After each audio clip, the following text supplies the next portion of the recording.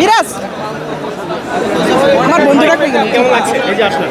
অসাধারণ অনুভূতি, অসাধারণ। 100 বছর পুরনো আমাদের এই ঢাকা শহরের বিখ্যাত ইফতার মেলায় আমরা চলে আসলাম। আর চকবাজারের ইফতার বাজার এটা তো ওয়ার্ল্ড ফেমাস। চলে আসলাম ইফতারি কেনার জন্য, আর নিজেরাও একটু ভিডিও করার জন্য আসছি।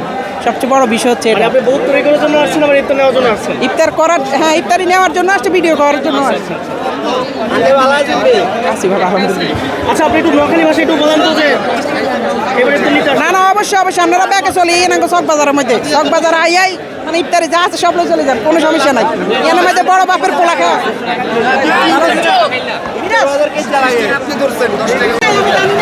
মানে এমন কোনো কিছু নাই যে নাই, সব ধরনের জিনিস আছে চকবাজার ইফতার বাজারের মধ্যে। কিন্তু আমার কথা হচ্ছে একটাই, যে এই যে যেই খাবারগুলো আমরা আজকে দেখতেছি, এই খাবারগুলো কি আগামীকাল থাকবে নাকি আজকে সব শেষ করে দিবে? এটা ওনাদের কাছে আমাদের একটা প্রশ্ন আর কি। ভাইয়া আজকেই কেন বলবেন না?